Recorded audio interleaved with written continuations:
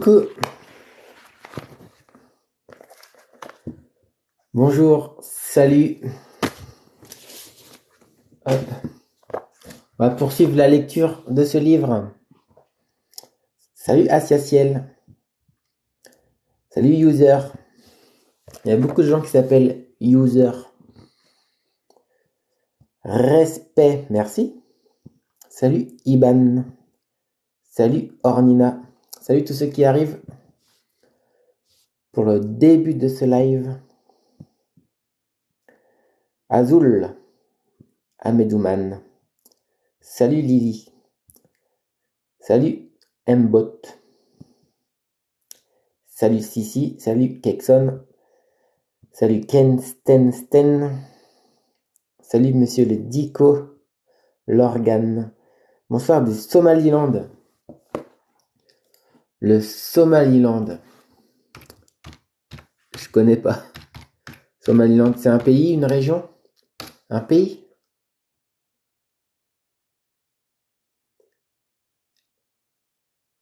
C'est... Qu'est-ce que c'est que ça? Somalie. C'est la Somalie? République du Somaliland. C'est l'ancienne Somalie, je savais même pas que ça avait changé de nom. Ah non, c'est à côté. Entre la Somalie, l'Éthiopie, Djibouti. Je ne connaissais même pas ce pays. Eh bien, salut Somaliland. Salut Pierre. Salut Ruth. Salut Chiraga. J'adore énormément vos cours. Merci Kekson. Salut Gloria. Salut Noussa. Il y a plein de monde. Salut Jason. Salut Aliad. Salut Ahmed. Salut Lou.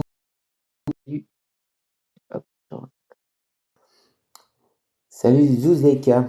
Juste à côté. Ouais, juste à côté de la Somalie. Je connaissais pas. La République du Somaliland. J'en découvre tous les jours. Salut la Syrie. Salut Zouzeka. Merci. L'organe travaille, le savez-vous? C'est une devinette. Quel organe? On a plein d'organes. C'est quoi la définition d'un organe?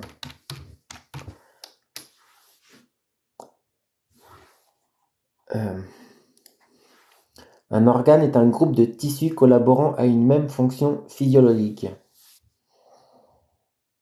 Tu as quoi, menu aujourd'hui? Eh bien, on poursuit la lecture du premier jour du reste de ma vie. J'en suis au chapitre 13. Et salut tout le monde.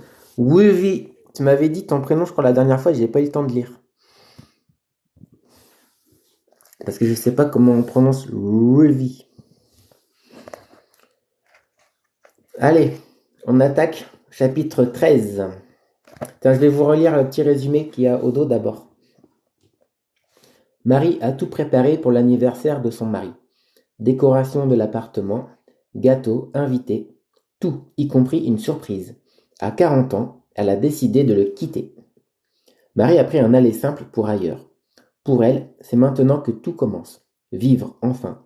Elle a donc réservé un billet sur un bateau de croisière pour faire le tour du monde. À bord, Marie rencontre deux femmes qui, elles aussi, sont à la croisée des chemins. Au fil de leurs aventures, parfois déjantées, elles pleurent et rient ensemble à la reconquête du bonheur. Leurs vies à toutes les trois vont être transformées par cet étonnant voyage. Ayette. T'es très gentil, je voulais juste que tu dises l'organe travaille. Bon, je le dis. L'organe travaille.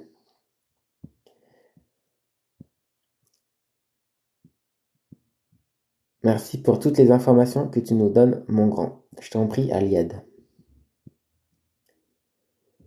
Ayet signifie vie en arabe. Alors, je résume vite fait le livre. C'est, comment ça s'appelle, Marie, qui a tout quitté, y compris son mari, pour aller faire une croisière, changer de vie. Et elle rencontre Anne, une vieille dame angoissée, et Camille, une jeune femme nympho. Qu'est-ce que t'écris, Drémulopo, là?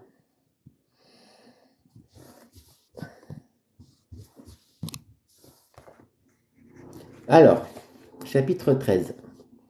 Heureusement que Julien ne la voit pas. Camille a les lèvres qui tremblent en cherchant le numéro dans son téléphone. Ce matin, elle a fait la maligne devant les copines, mais elle espère bien que son appel n'avait aucun rapport avec le travail. Ça sonne. 3 sonneries. 4. Allô? Julien, c'est Camille. Ah, Camille, merci de m'avoir appelé. Attends, je m'enferme dans le bureau, il y a des oreilles qui traînent ici. Camille s'assoit en tailleur sur le lit et tire sur sa cigarette. Anne et Marie vont être hystériques quand elle leur dira qu'elle lui a fait une déclaration. Qu'il lui a fait une déclaration. C'est forcément ce qu'il s'apprête à faire. Sinon, pourquoi s'isoler? Ok, c'est bon, reprend-il. Pas de souci, je t'écoute. Camille, c'est pas facile à dire, ça fait un moment que je veux t'en parler, mais j'attendais d'être sûr de moi. Son cœur court au galop. Je comprends, mais tu peux tout me dire, je suis prête. Je suis désolé de t'appeler pendant ton congé, mais je crois qu'il faut régler ce problème au plus vite. Ses lèvres ne tremblent plus du tout, son cœur est au pas. Ce problème? Camille, je sais tout. Tu sais tout, quoi? Qu'est-ce que tu racontes? Pour monsieur Tissandier, t'as vraiment merdé. Mais quoi, monsieur Tissandier, putain? Tu sais, c'est ton client. Tu lui as accordé un prêt conso il y a 3 mois. Ok.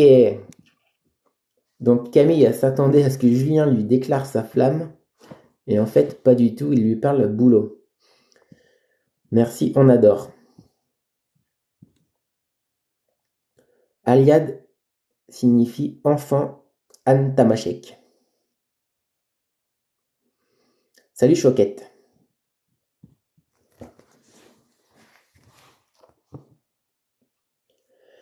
Camille sait qui est monsieur Tissandier. C'est un client d'une cinquantaine d'années qui est venu souscrire un emprunt une semaine où son conseiller habituel était absent. Elle n'avait pas de rendez-vous à ce moment-là, elle s'en est occupée. Il avait besoin de 20 000 euros. Elle a constitué le dossier, vérifié les pièces, envoyé la demande d'autorisation. Le jour de la signature définitive, monsieur Tissandier l'a appelé. Il venait d'être hospitalisé pour une appendicite et allait être opéré. Il ne pouvait pas venir. Elle a proposé de repousser le rendez-vous, mais il avait peur que ce soit trop tard. C'était urgent. Elle lui a demandé de signer pour lui. Elle a refusé. Il a insisté. Elle a refusé à nouveau. C'était impossible. Il l'a supplié. Sa femme était gravement malade. Ses jours étaient comptés. Cet argent, c'était pour lui offrir un bijou qu'elle emporterait. Camille a soupiré. Il a pleuré. Elle a cédé.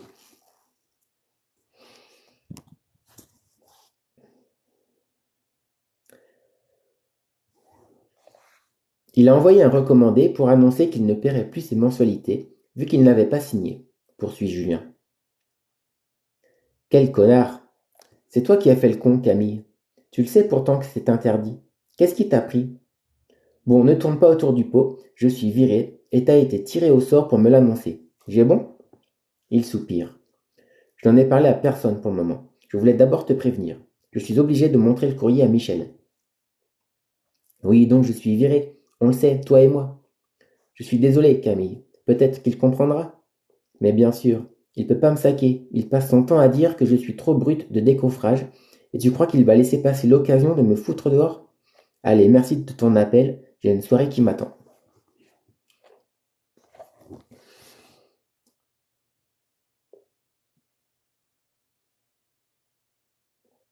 Un poème sur le sida. Salut Selmia. Des conseils pour s'améliorer en français. C'est vaste comme question. Prends des cours. Je peux te donner des cours.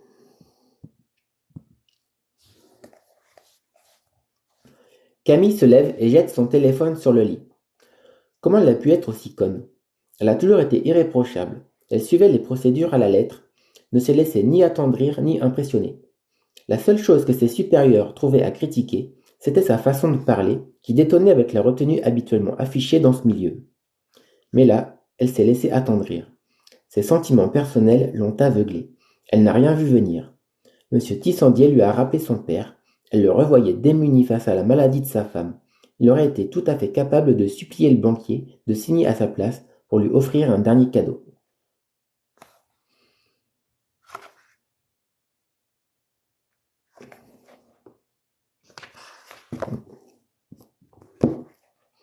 Elle fait coulisser la porte de la salle d'eau et se rafraîchit le visage. À force de se faire avoir, elle va devenir une de ces personnes aigries et suspicieuses qui ont besoin de preuves avant de donner leur confiance, alors qu'elle est plutôt du genre à avoir besoin de preuves pour la retirer. Elle enroule ses cheveux noirs dans un headband et remet un peu de rouge à lèvres. Les copines l'attendent devant la porte. Elle s'apitoiera sur son sort plus tard. Alors heureuse lui demande Marie en trépignant. Bof, je crois que j'ai perdu mon job, répond-elle en fermant la porte de la cabine. Comment ça? J'ai fait une connerie, je vais être sanctionnée. Allez, c'est pas grave, je préfère penser à autre chose. On va boire un coup? Les trois femmes s'éloignent vers l'ascenseur. Dans leur dos, appuyé contre le mur, un grand blond d'une vingtaine d'années observe son téléphone.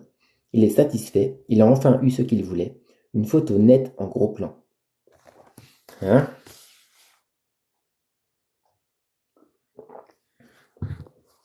Bon, Camille a reçu une mauvaise nouvelle de son boulot, alors qu'elle est en vacances. Voilà ce qui s'est passé dans le chapitre 13. Chapitre 14. Marie ne supporte plus sa voisine de cabine. Pourtant, elles ne se sont jamais parlé. C'est une Italienne d'une trentaine d'années, pas très grande, des cheveux blonds et courts plaqués en arrière, un nez qui ne s'excuse pas d'être là et une bouche pincée comme si elle était toujours en train de sucer des citrons. Moyennement jolie, mais elle en impose. Elle aimante les regards et elle casse les oreilles.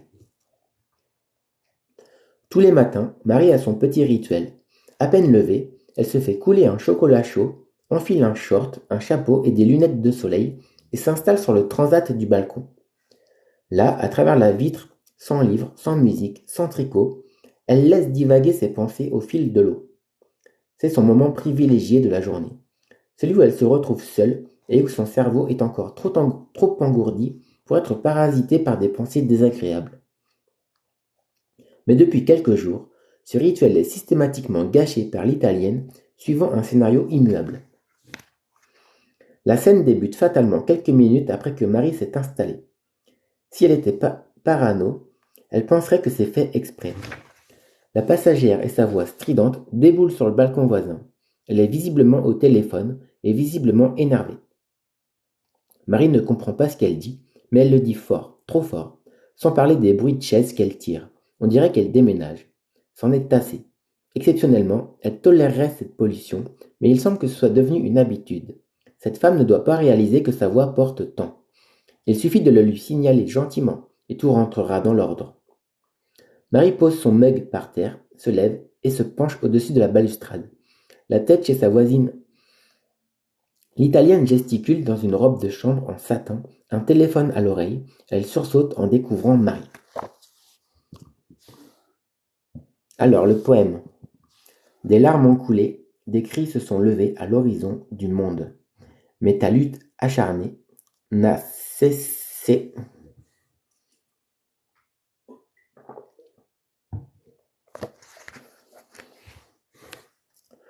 Donc, Marie est gênée par sa voisine. Pardon, je ne voulais pas vous faire peur, je suis désolé de vous interrompre, mais est-ce que vous pourriez parler un peu moins fort, s'il vous plaît? Pardon, répond l'italienne avec un léger accent. Marie lui adresse un sourire poli. Pouvez-vous parler un peu moins fort, s'il vous plaît? L'italienne raccroche le téléphone brutalement et croise les bras. Et pourquoi? Parce que j'aime prendre mon petit déjeuner dans le calme et moi j'aime qu'on ne vienne pas m'emmerder dans ma cabine. Marie est sonnée. Elle retire sa tête et entre s'asseoir sur son lit. Décidément, les gens sont complètement tarés sur cette croisière. À croire qu'ils ne sont pas seuls pour rien. L'homme aux cheveux gris, maintenant l'italienne. Les relations humaines semblent bien compliquées. Chez elle, elle n'avait pas ce genre de soucis. Enfermée entre les quatre haies de sa maison de banlieue, elle n'avait de contact qu'avec le facteur, quand il y avait un recommandé, la caissière d'Intermarché, Marinette, la vendeuse de laine, et Madame Salim, la voisine d'en face. Finalement, ses relations les plus poussées, elle les entretenait avec Rachel et Ross, Brie Van de Camp et autres Meredith Grey. Avec eux, c'était bien plus facile.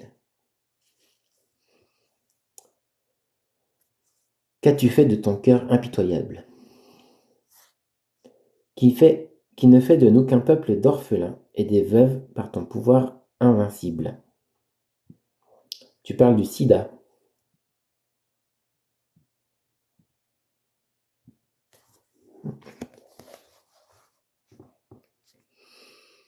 Elle attrape ses aiguilles et une pelote de laine. Qu'est-ce qu'elle va tricoter aujourd'hui? Quelque chose de pas trop facile qui mobilise son cerveau. Il faut qu'elle se calme. Elle a envie de retourner sur le balcon pour suggérer à l'italienne d'insérer son téléphone dans un endroit qui n'est habituellement pas réservé à ça. Un bonnet en maille bouclette. Voilà. C'est moche, mais ça demande de la concentration. De toute manière, plus personne ne porte ces tricots. Elle a montré ses premières mailles lorsqu'elle attendait les jumelles. Mais elle ne s'est plus jamais arrêtée. Elles acceptent encore quelques bonnets ou écharpes, une veste à l'occasion, mais la plupart du temps, elles n'en veulent pas. Trop la honte. Mais tricoter lui est vital. Enchaîner les rangs, voir le vêtement prendre forme, créer lui vide l'esprit et l'apaise. C'est sa thérapie. Alors, tous les jours, elle joue des aiguilles. Et dès qu'il y en a assez, elle remplit un carton de tricot et l'apporte au foyer d'accueil de sa ville. Le bonnet est presque terminé lorsqu'on tape à la porte de la cabine. C'est Arnold, le membre d'équipage, qui l'avait accueilli lors de son arrivée. Bonjour, madame Deschamps. Comment allez-vous? Demande-t-il avec son léger accent allemand. Bien, et vous? Je distribue le courrier que nous avons récupéré hier à la Grenade. Il y a une lettre pour vous, dit-il en lui tendant une enveloppe. Marie fronce les sourcils. Pour moi, vous êtes sûr? À part mes filles, personne ne sait que je suis ici. C'est peut-être elle. Bonne journée, madame Deschamps. Marie referme la porte et baisse les yeux sur l'enveloppe. L'adresse est écrite à la main. Ce ne sont pas ses filles. Elle connaît cette écriture par cœur. C'est celle de Rodolphe. Le mari. Rodolphe, c'est le mari qu'elle a quitté. Ton pouvoir satanique qui ne fait que semer la terreur dans les cœurs juvéniles. On a un poète avec nous. Chapitre 15. Marie rejoint ses amis à la piscine. Elle s'assoit au bord, les jambes à l'intérieur. Anne et Camille sont dans l'eau, accoudées au rebord. Mon mari m'a écrit, leur dit-elle à voix basse. Camille se hisse hors de l'eau. Ah bon? Il te dit quoi? J'ai pas encore ouvert l'enveloppe. Je sais pas si je vais le faire. J'y ai bien réfléchi, ça ne peut être que négatif. Pourquoi? Demande Anne. Bon, il y a deux possibilités. S'il est agressif, menaçant et insultant, ça va m'énerver. S'il est effondré, ça va me faire culpabiliser.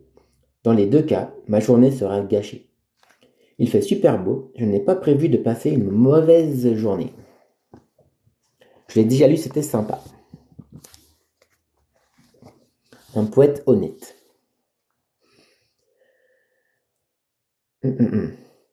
Anne nage jusqu'à l'échelle et les rejoint. Il veut peut-être te dire quelque chose d'important. Je ne sais pas comment tu fais pour ne pas déchirer l'enveloppe. Je crèverais d'impatience à ta place. Marie remue ses jambes dans l'eau. C'est que je le connais bien. Il a perdu du temps à me chercher. Ce n'est certainement pas pour être agréable. Et je me dis que si c'était urgent, il aurait appelé l'accueil du paquebot. Ouais, mais si tu n'ouvres pas, tu vas passer ton temps à te demander ce qu'il a pu t'écrire, dit Camille. Et ça aussi, ça va te gâcher la journée. Marie se laisse glisser dans la piscine et plonge la tête sous l'eau. Camille a raison.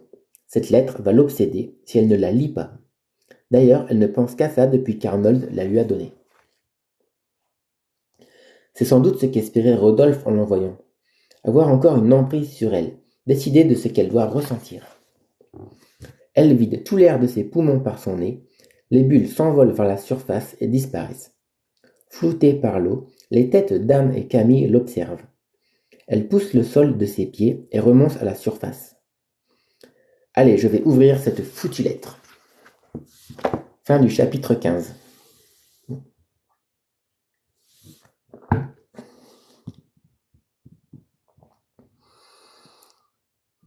Un poète honnête qui mange des cacahuètes et qui fait des rimes.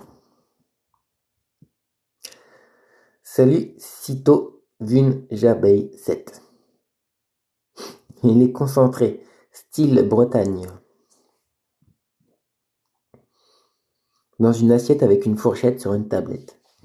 Plein de rimes. Chapitre 16. Encore mouillée, une serviette nouée autour du buste, Marie regagne sa cabine. La lettre est posée sur le bureau. Elle glisse son doigt sous le rabat de l'enveloppe et la déchire. Une feuille blanche est pliée à l'intérieur. Elle la sort et s'assoit sur le sofa. Allez. Lisons la lettre de Rodolphe. Quand tu auras fini ta petite crise, il faudra qu'on discute. En attendant, je cherche partout le dossier rouge dans lequel tu rangeais mes devis. Réponds-moi au plus vite pour me dire où il est. Profite bien de mon argent sur ton bateau. Au retour, tu ne seras pas totalement dépaysé. Tu vas ramer pour te faire pardonner. Tu fais souffrir tes enfants, ce n'est pas digne d'une mère. Oh là là, la lettre menaçante. Marie lit plusieurs fois. Cette possibilité, elle ne l'avait pas envisagée. Rodolphe n'a pas compris que c'était terminé entre eux.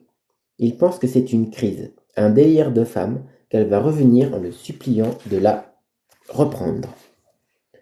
Elle l'imagine fanfaronner avec ses copains, à raconter comment il va lui faire payer ça, à rire grassement sur les cycles menstruels qui font faire de drôles de choses. Il lui est impensable d'être quitté. Pas lui. Pas par elle. Ça ne vaut pas la peine d'entrer dans son jeu. Ce serait donner trop d'importance à ce caprice ridicule. Marie tourne la feuille, cherche le post-scriptum qui lui révélera que cette lettre est une farce. Mais en vain. Il n'a vraiment pas compris. Elle est abasourdie. Depuis son départ, elle le considère comme son ex. Les choses sont claires, ils sont séparés. Mais pour l'être vraiment, il faut que les deux parties soient au courant.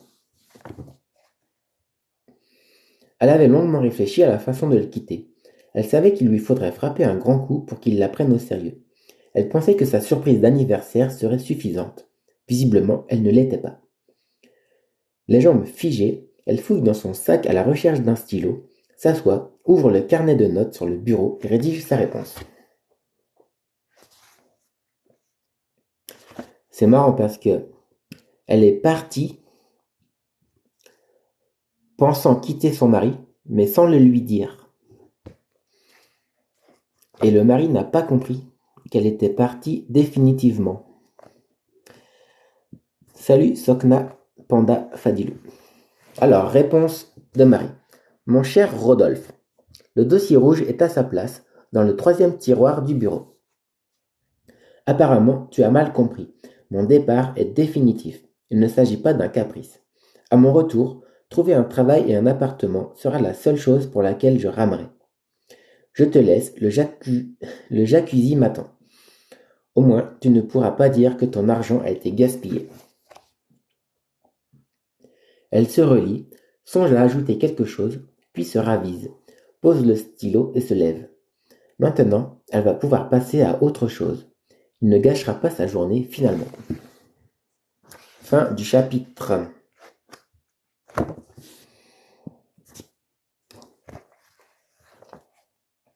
Chapitre 17. Marie se réveille en sursaut.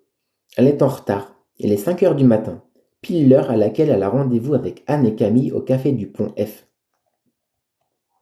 Elles ont rendez-vous à 5 heures du matin?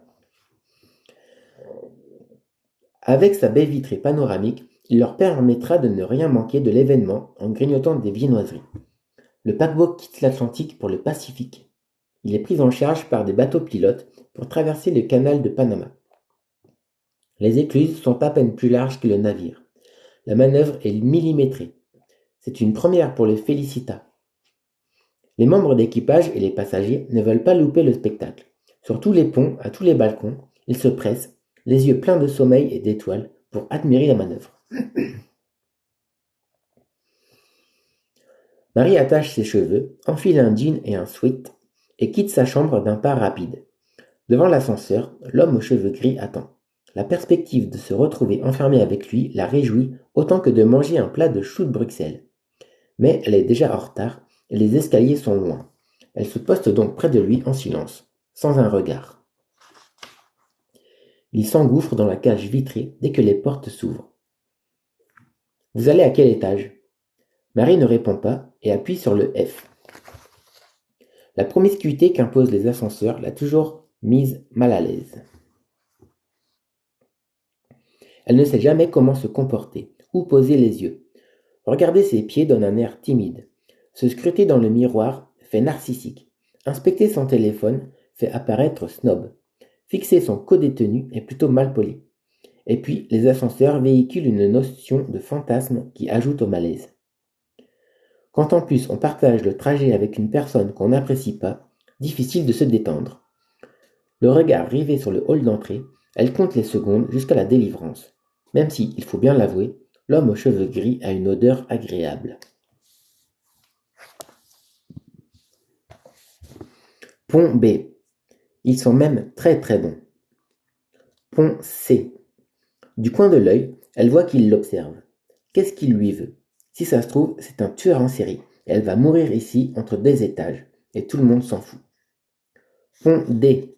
Il se racle la gorge, il a la voix grave. Elle n'avait jamais remarqué, comme sa bonne odeur. Plus que quelques secondes. Pont E. Vous m'en voulez? Elle sursaute. Quoi? Vous m'en voulez? Répète-t-il. Je ne suis pas comme ça d'habitude, c'était volontaire. Quoi? Mais vous êtes complètement taré ou quoi? Pont F. Les portes s'ouvrent, deux membres d'équipage font signe à Marie et l'homme aux cheveux gris de sortir avant de prendre leur place. Elle hésite quelques secondes, le regarde, puis s'éloigne sans un mot. Il est vraiment bizarre ce type, même s'il sent bon. Comme c'est marrant. Au début, elle l'aimait pas. Maintenant, elle trouve qu'il sent bon. Comment ça va se terminer? Que les efforts de nous, tes victimes, anéantissent ta puissance. Coucou ma chérie.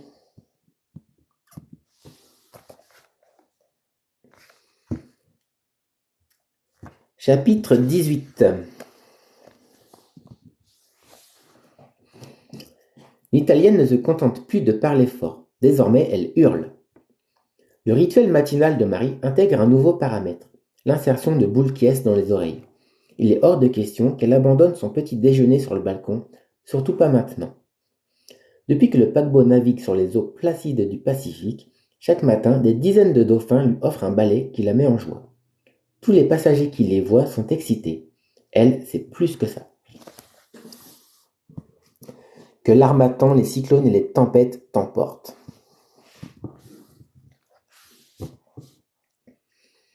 Son premier dauphin, c'est son père qui le lui a offert. Elle avait 6 ans, une figurine pailletée qui changeait de couleur selon le temps.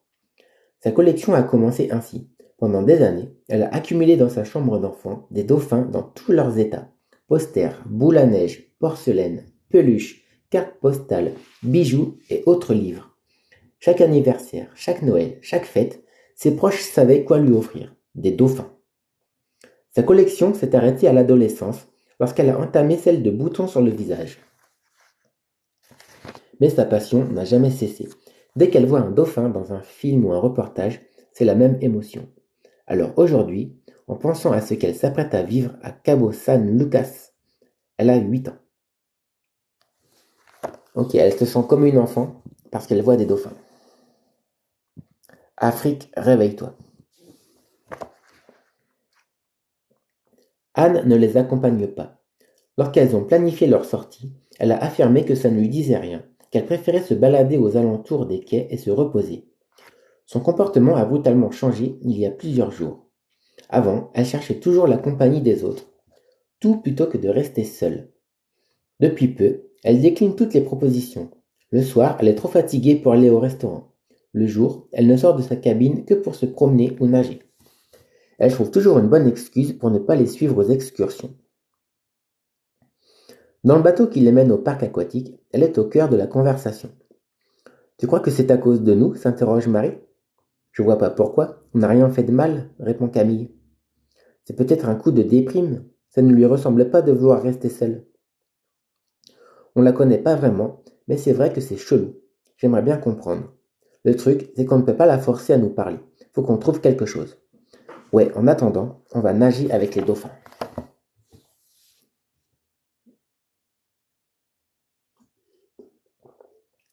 Afrique, réveille-toi et cherche ton indépendance à travers les hommes honnêtes. Il faut se mettre par deux pour entrer dans le bassin. Une trentaine de passagers ont choisi cette excursion. Les paires se forment spontanément. À la fin, deux personnes isolées se retrouvent en duo contraint, l'homme aux cheveux gris et l'italienne hystérique. Marie pouffe intérieurement. Le hasard est vraiment doué. Mais elle n'a pas le temps d'approfondir. Camille et elle, ce sont le premier binôme à aller dans l'eau. Engoncée dans sa combinaison, elle entend sans les écouter les consignes des soigneurs mexicains. Un dauphin massif s'approche d'elle. Elle enregistre chaque seconde dans son disque dur mental. Elle pose la main sur son bec, lui caresse le flanc. C'est doux, il se laisse faire, immobile. On dirait qu'il sent combien c'est important.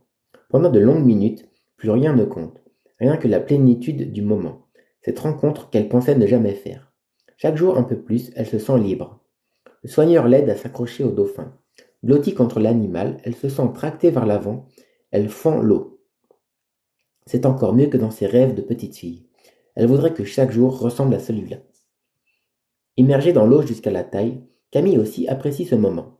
Elle touche le corps musclé, caresse la peau douce, ne lâche pas les yeux, sourit comme une gamine. Vraiment, le soigneur est à son goût. Camille, elle préfère les hommes que les dauphins.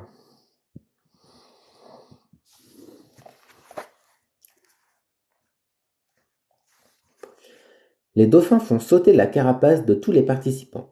Assises sur les gradins, au soleil, les deux femmes observent le phénomène. À tour de rôle, chacun retombe en enfance. La petite blonde qui occupe la cabine face à celle de Camille, habituellement timide au point de ne pas regarder les gens dans les yeux, pousse des petits cris de joie quand l'animal l'arrose. Le grand blond qui suit Camille partout hurle «Maman!»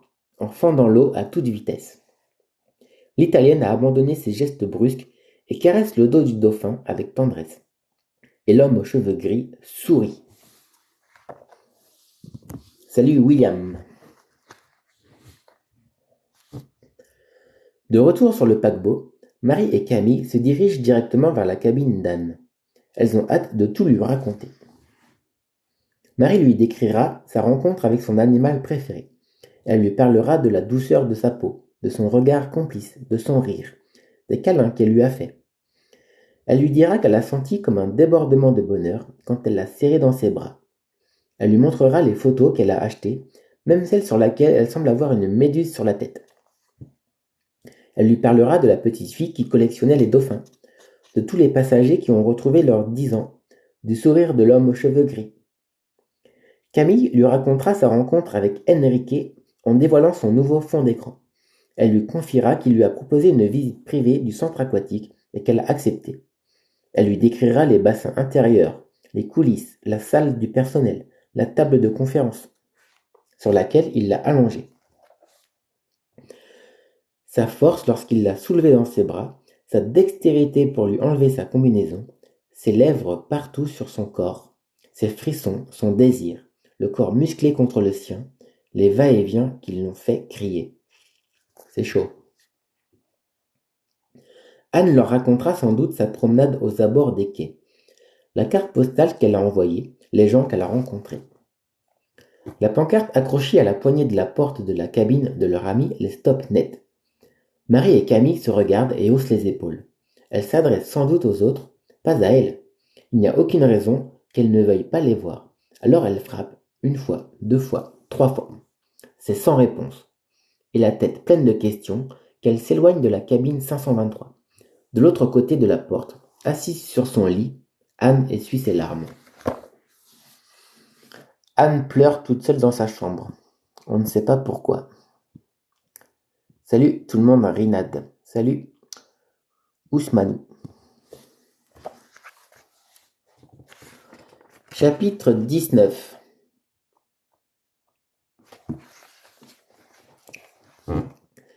Ces soirées de gala, comme lors de chaque événement marquant, Ce soir, on célèbre l'arrivée aux États-Unis le lendemain matin.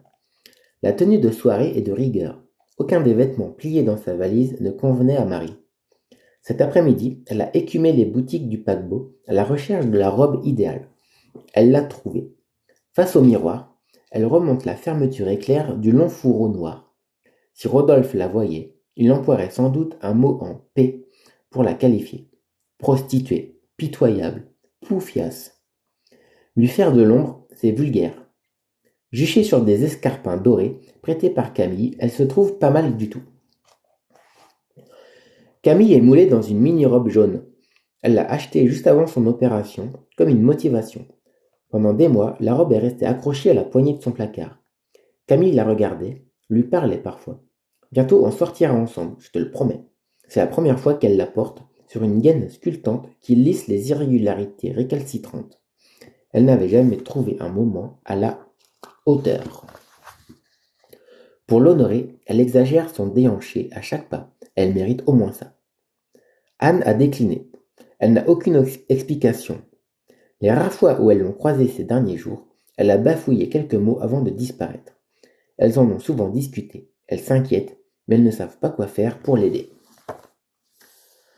Anne déprime.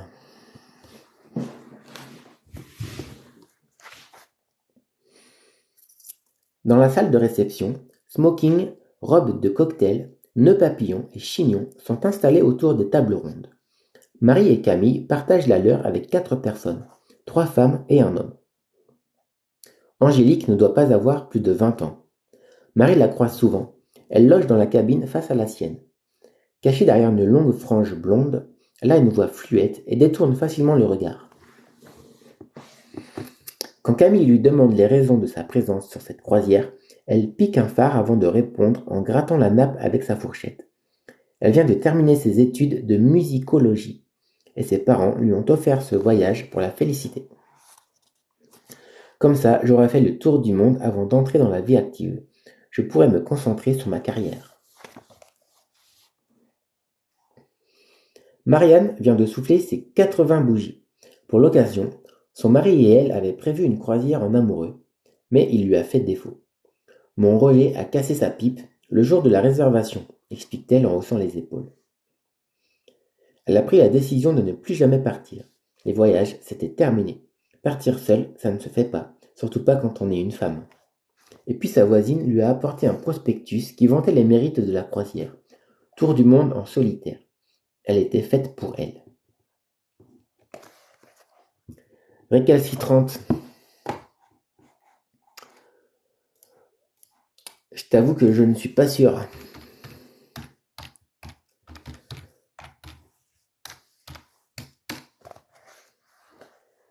Qui résiste avec entêtement. Qu'on ne peut pas arranger.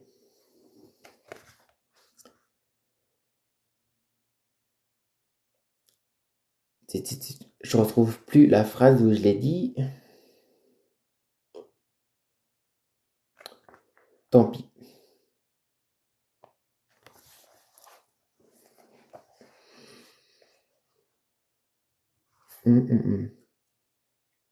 Alors,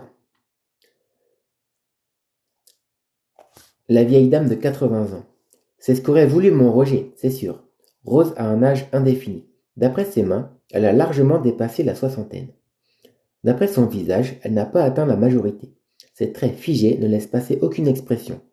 Elle observe attentivement ses voisins, mais s'exprime peu, et toujours pour se plaindre.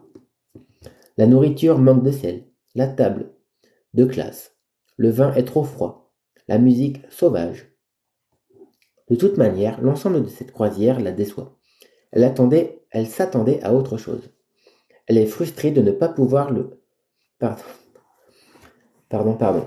Elle est frustrée de ne pas avoir le temps d'approfondir les visites de chaque pays. Les escales sont beaucoup trop superficielles. Les croisiéristes piochent quelques morceaux d'une ville et se targuent d'avoir visité un pays.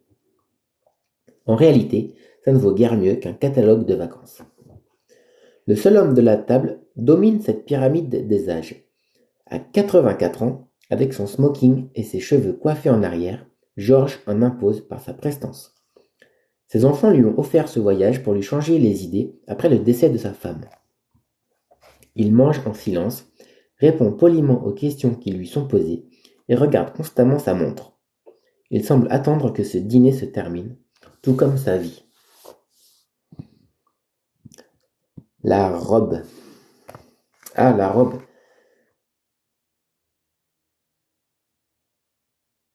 Euh, C'était il y a longtemps, ça.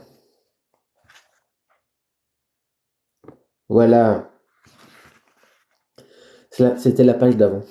C'est la première fois qu'elle la porte sur une gaine sculptante qui lisse les irrégularités récalcitrantes. Ouais, je sais pas pourquoi il a utilisé ce mot-là. Jusqu'elle a des formes pas très régulières. Et il y en a qui suivent, bravo. Bravo, Ayette.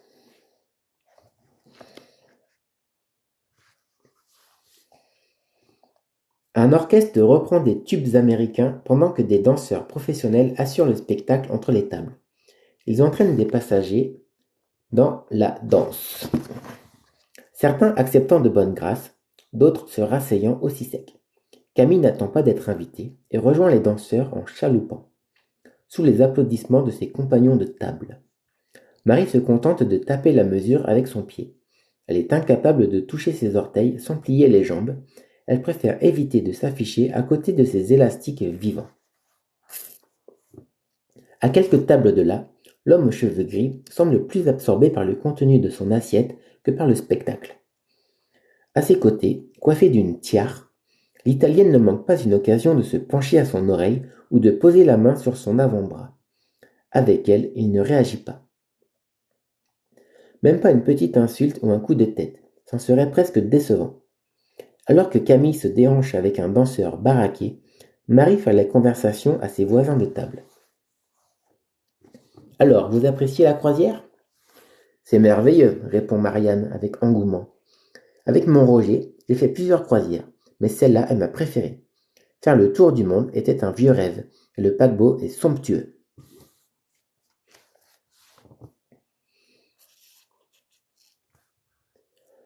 Rose essuie son verre avec sa serviette en tordant la bouche. Somptueux, somptueux, il faut le dire vite. Il y a quand même beaucoup de choses à améliorer. À commencer par cette fichue climatisation qui fait circuler les microbes. J'ai mal à la gorge depuis une semaine. Moi, j'aime beaucoup, intervient doucement Angélique. Vous êtes encore un bébé. Le seul bateau que vous devez connaître, c'est celui de Barbie. Je suis ravi de mon séjour, moi aussi. La coupe Marie. Je passe des moments fabuleux, je ne trouve rien à redire. C'est un complot, décidément, les gens m'épateront toujours. La médiocrité leur plaît.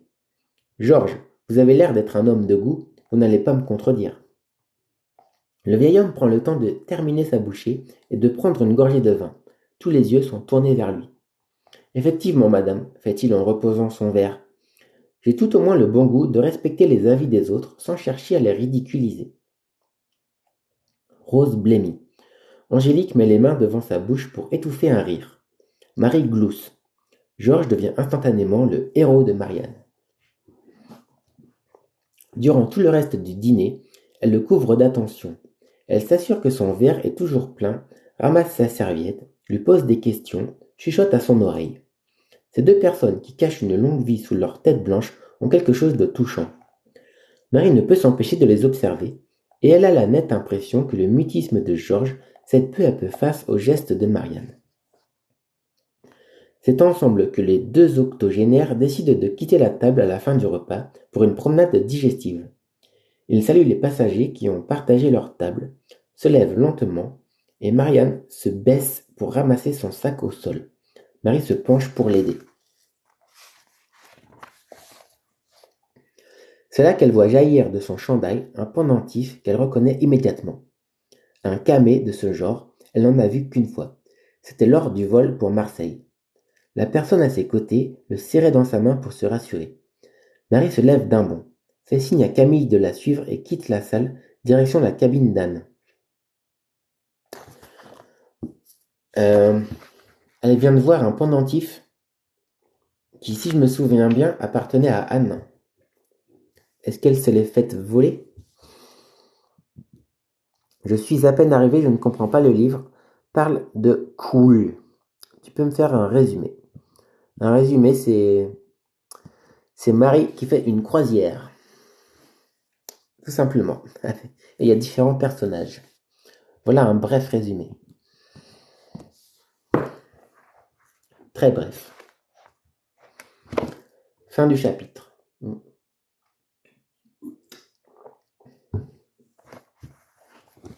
Chapitre 20.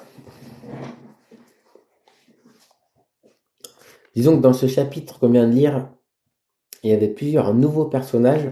Je suis pas sûr qu'on les revoie plus tard.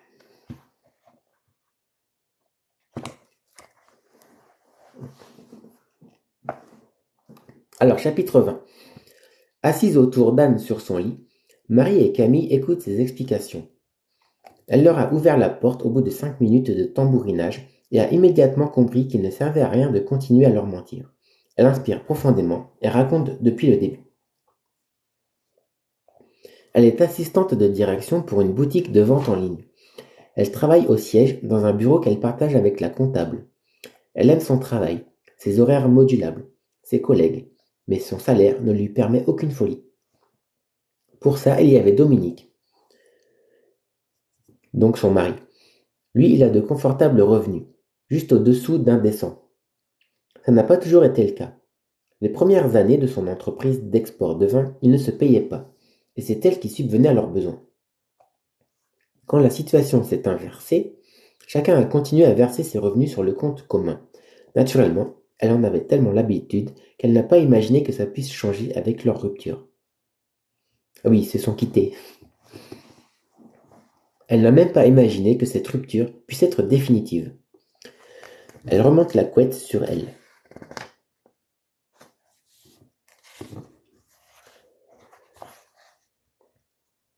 Je suis allergique aux tâches administratives. Au bureau, je suis dans la paperasse toute la journée. Je n'ai pas le choix. Mais chez moi, je ne veux plus en entendre parler. Alors, vous pensez bien que je ne mets jamais le nez dans les relevés de compte. C'est loin de mes préoccupations. Lorsqu'elle a réservé la croisière, elle n'a pas réalisé que l'argent qu'elle était en train de dépenser n'était pas le sien. Elle a sorti sa carte Gold et tapé son code, voilà tout. Mais il y a quelques jours, un membre d'équipage est venu l'informer qu'il y avait un problème. Sur la croisière, pour chaque dépense, les passagers présentent leur carte Félicita. Les sommes sont directement débitées sur leur carte bancaire, une fois par semaine. Ainsi, l'argent ne circule pas et les passagers n'ont pas l'impression de dépenser. La technique fonctionne. Anne dégainait sa carte comme si elle jouait au Monopoly. Le problème, c'est que d'un coup, les débits n'ont plus été acceptés. Elle devait prendre contact avec sa banque pour savoir ce qu'il en était. En attendant, plus aucune transaction ne serait validée sur la croisière. Elle n'a pas appelé sa banque. Inutile, elle sait déjà ce qu'il en est. Dominique a certainement mis un terme au compte commun. Peut-être a-t-il voulu la punir.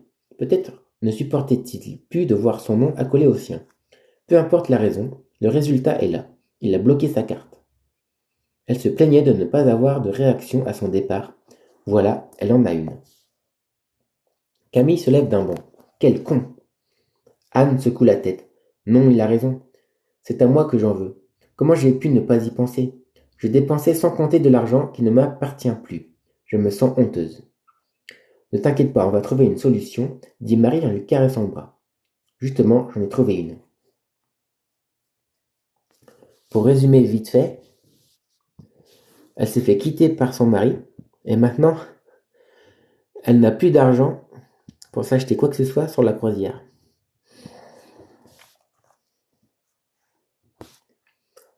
Alors, j'ai trouvé une solution.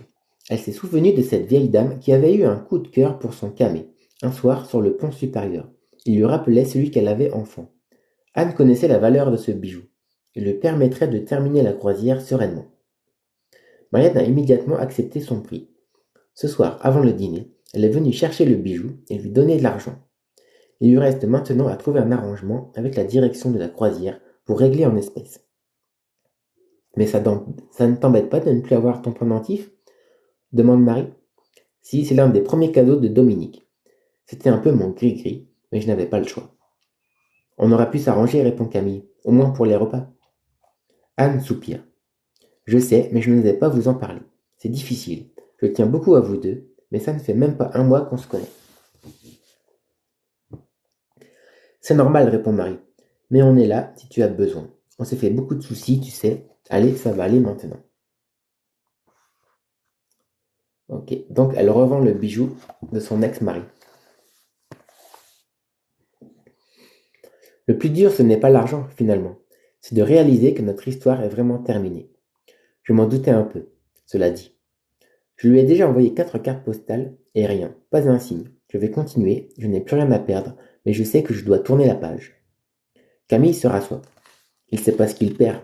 Une femme capable de tourner de l'œil, rien qu'en se tenant à 100 mètres d'une falaise, ça court pas les rues. J'ai un petit rouge-gorge dans mon jardin.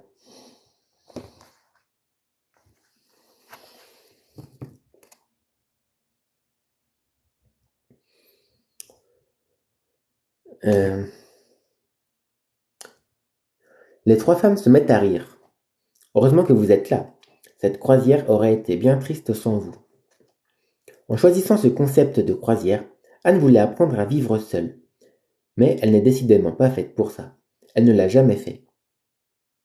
Elle avait 23 ans lorsqu'elle a emménagé avec Dominique. Avant lui, elle avait quitté le foyer familial pour un garçon gentil, mais dont elle n'était pas amoureuse. Elle s'en est rendue compte en rencontrant Dominique au mariage de sa cousine. Ne plus jamais le quitter est devenu sa seule volonté. Et c'est ce qu'elle a fait pendant presque 40 ans. Pas une nuit sans ses pieds froids contre ses mollets. Pas un matin sans ses ronflements dans son cou. Pas une journée sans râler sur sa manie de laisser la lumière des toilettes allumée. Pas un dîner sans piocher dans son assiette. Pas une décision sans ses conseils. Pas une matinée sans un petit mot. Sans lui, elle est bancale. Elle ne se sent pas capable d'avancer. Elle finira sans doute par trouver une autre béquille. L'idée la fait frémir, mais moins que celle de vivre seule. Son mari lui manque, et pourtant, elle a bien fait de le quitter.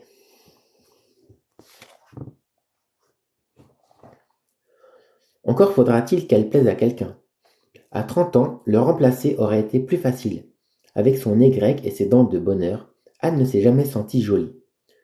Cela ne l'a jamais empêchée de prendre soin d'elle. Sa salle de bain ressemble à une boutique de cosmétiques. Elle teste religieusement chaque nouveauté censée lui donner le teint de ses 20 ans et le corps de Sharon Stone. Malheureusement, les crèmes si chères soient-elles n'empêchent pas le temps de faire son œuvre. Aujourd'hui, en plus de moche, elle se sent vieille. Si elle n'était pas hypocondriaque, elle prendrait rendez-vous chez un chirurgien esthétique pour tirer tout ça. Il y a quelques années, elle a tenté les injections de Botox dans le front. Résultat, elle a fini aux urgences avec l'impression que son cerveau se paralysait. Plus jamais. Camille saute sur ses pieds. Allez, venez, on va se baigner. Quoi? Mais il est 2 heures du matin, gémit Anne. Marie se lève à son tour. Camille a raison. Cette croisière, c'est une parenthèse. On ne doit pas penser à ce qui nous attend au retour. Faut qu'on profite. En plus, on doit commencer à apercevoir les lumières de Los Angeles. Ça va être canon. D'un geste, Anne se débarrasse de la couette, découvrant ses jambes et un chien rose en peluche posé à ses côtés. Elle rougit. Je vous ai dit que je ne pouvais pas dormir seule. Je vous présente Doudou, ma peluche. Fin du chapitre.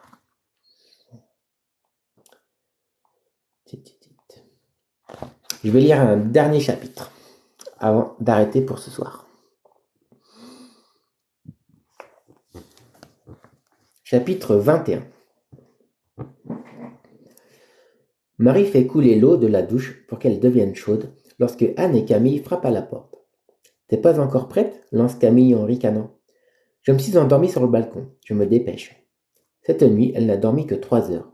En s'installant sur le transat avec son mug de chocolat chaud entre les mains, elle sentait qu'il lui faudrait lutter pour rester éveillée. Elle a pu assister à l'entrée du paquebot dans le chenal de Los Angeles, avant de perdre la bataille. On peut attendre ici? Oui, oui, faites-vous couler un café si vous voulez.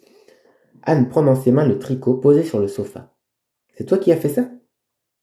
Oui, je vous ai déjà dit que je tricotais, non? Si, mais tu ne nous avais pas dit que tu étais si douée. C'est vraiment magnifique. Même moi je kiffe, ajoute Camille. Pourtant le tricot, c'est pas ma came. Mais ça, je le porterai sans souci. Merci. Marie hausse les sourcils. Ah bon, demande-t-elle. On ne m'a jamais dit ça. Tu n'as jamais songé à les vendre? Demande Anne. Non, je les donne à une association. Ça m'étonnerait que quelqu'un en veuille. Tout le monde peut tricoter. Allez, va te doucher, la coupe Camille. Tu vas avoir la mort de tous les ours blancs sur la conscience, à faire couler l'eau comme ça. Moi. Quoi, moi?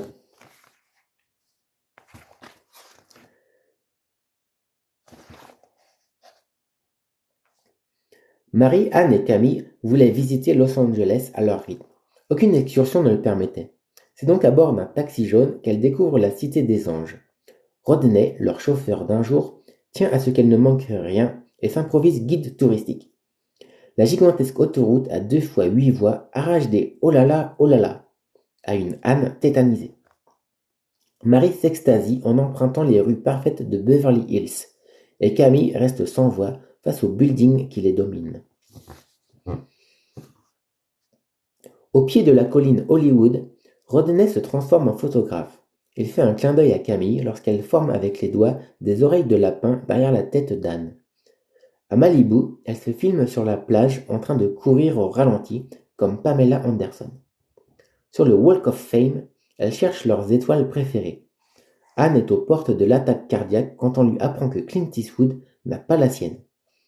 Marie se fait immortaliser devant celle de Robin Williams. Camille se met à quatre pattes et embrasse celle de Johnny Depp. L'air américain leur fait perdre 20 ans. Elle court, elle rit, elle plane. Si elles se croisaient, elles ne se reconnaîtraient pas. Le Hard Rock Café de Hollywood Boulevard est la dernière étape de cette première journée. Entre les murs couverts d'objets ayant appartenu aux plus grandes stars, les trois femmes attaquent leur steak avec appétit. Ça faisait longtemps que je n'avais pas passé une si bonne journée, articule Marie en mâchant. Je me suis éclatée. Je n'oublierai jamais ces moments, répond Anne. C'était formidable. Grave, c'était top. Je suis vraiment contente de vous avoir rencontré, lance Camille en se levant. Je vous abandonne 1 minute. Ma vessie va exploser. Quelques instants plus tard, Marie et Anne assistent médusées à un spectacle typiquement hollywoodien. En revenant des toilettes, Camille et son slim en cuir sont alpagués par un homme dont elle ne voit pas le visage. Au vu de ses minauderies, il semble qu'elle ait trouvé sa conquête du jour. Lorsque les séducteurs se retournent, Anne pouffe. Dis donc, il ressemble drôlement au type de la pub pour le café. Marie lâche sa fourchette. Merde, c'est George Clooney. Non, c'est lui, je le voyais plus beau. Camille est en train de se faire draguer par George Clooney. Vite, il faut que je prenne une photo, personne ne va me croire. Le vrai George Clooney? Camille non plus n'y croit pas. Elle espérait bien ajouter un obscur jeune promis à son tableau de chasse, mais George Clooney, jamais. Pourtant, il est là, dans sa zone d'intimité, à lui susurrer des choses qui font chanter sa culotte. Il la trouve gorgeous, adore son accent Frenchy et aimerait lui faire visiter Los Angeles by night. A priori, aucune caméra n'est cachée. Elle ne résiste pas longtemps. On ne laisse pas George Clooney dans un coin. Elle lui glisse quelques mots en riant, puis se dirige vers Marie et Anne en balançant ses hanches. Elles se sont liquéfiées sur leur siège. H. Je reviens pas qu'il y ait le vrai George Clooney.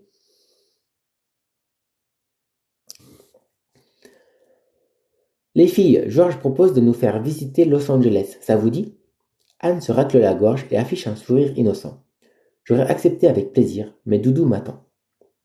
Monter dans une limousine aux côtés d'une star planétaire ne me tente absolument pas. Vas-y seul et rapporte-nous des photos explicites, ajoute Marie avec un clin d'œil. Camille s'éloigne au bras de Georges, deux gardes du corps dans leur sillage. Marie fait un signe au serveur et commande une deuxième bouteille de vin.